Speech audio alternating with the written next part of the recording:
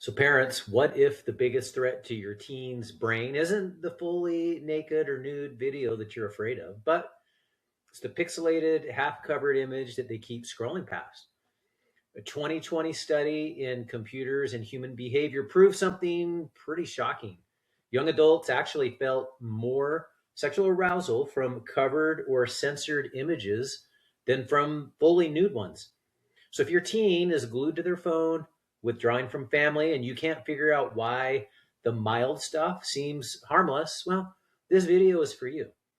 Parents, I'm Matt Bulkley, psychotherapist and host of the Parent Guide channel. Today, we're redefining what pornography addiction really is and how the latest research gives you a brand new way to help your teen break free. So stick with me for the next 15 minutes. You're about to get the exact insight and tools that I use with families in my clinical practice every week.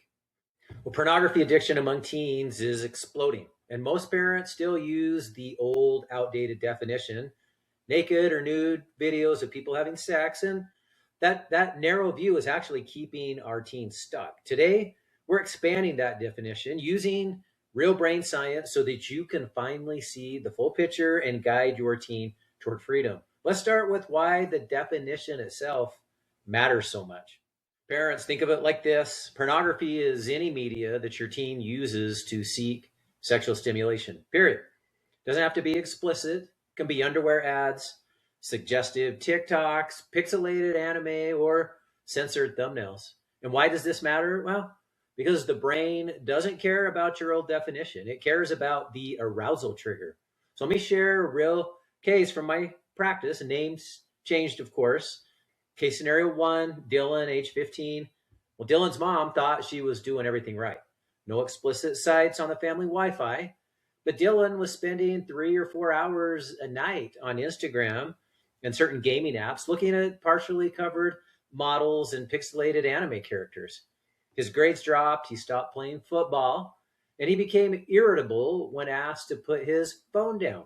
His mom kept saying, but it's not even real porn.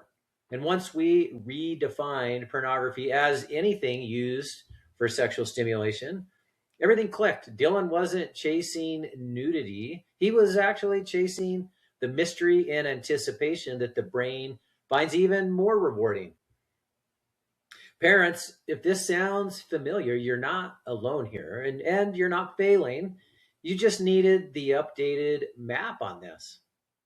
Well, let's look at the research that changed how I help families. In 2020, Lei Han and colleagues published a study in Computers and Human Behavior, and they showed heterosexual young adults 4 different categories of images. 1, fully dressed models. 2, naked models with genitals fully exposed. 3, covered models, genitals obscured by pixelation, mosaics, or hands. And then 4, models wearing underwear. Well, the results: participants reported higher sexual arousal to the covered images than to the fully naked ones. Well, why? Well, it's not about how much skin is showing, it's about how the brain processes information. And when something is partially hidden, your brain fills in the blanks. That uncertainty creates anticipation, curiosity, and a stronger dopamine hit. Fully naked images give you all the information up front. The brain gets bored faster. Covered or censored content keeps the reward system firing longer. This is exactly why teens get hooked on suggestive thumbnails or tease videos or pixelated content that looks not that bad to parents. Well, this study is a game changer for parents because it proves that the addiction isn't about explicitness, it's about sexual stimulation. And that can happen with content that your filters might completely miss. So how do we turn this science into action? Parents, I want to give 4 practical steps that I give every parent that I work with. So number 1, create a safe, shame-free space for conversation. Sit down without your phone and say, look, I'm learning that even censored images can affect the brain, and I want to understand what you're seeing. No judgment, and watch the relief on their face. Number 2, teach media literacy using the brain science. So show them the 4 categories from the study and explain your brain gets a bigger hit from the mystery. And the thing is, teens love understanding why they feel pulled. It removes the "I'm broken" shame that they sometimes feel. Number three, set clear brain-based boundaries together, not just the no porn. Instead, say something like, well, we're protecting your brain's reward system from anything used for sexual stimulation, and make the list with them.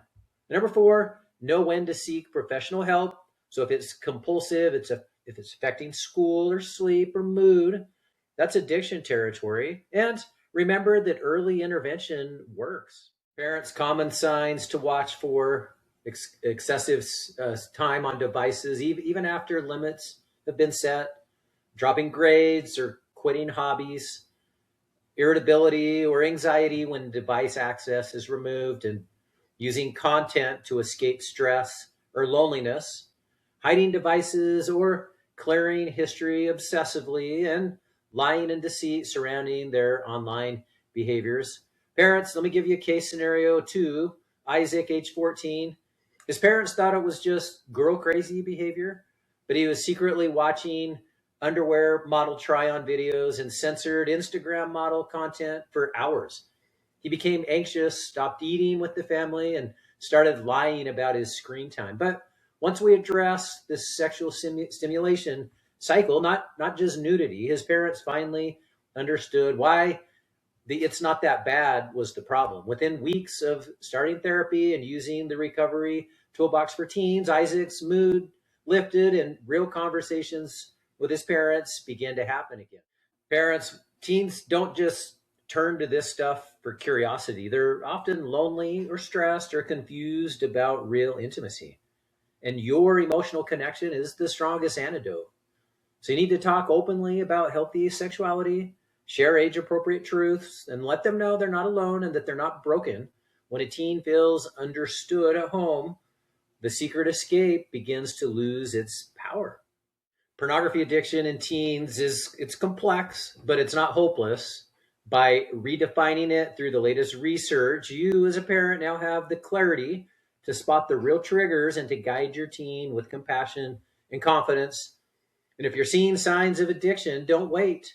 So, immediate resources, the recovery toolbox for teens, which is structured, evidence based program designed for you and your teen to use together at home in a parent led intervention, or to use it with a professional therapist as part of an outpatient therapy program. And it includes the Breaking Free workbook, the parent guide, and the 101 tips for quitting porn. And it's the curriculum that we use in our clinic here at Therapy Associates in St. George, Utah, and also in our Star Guides program.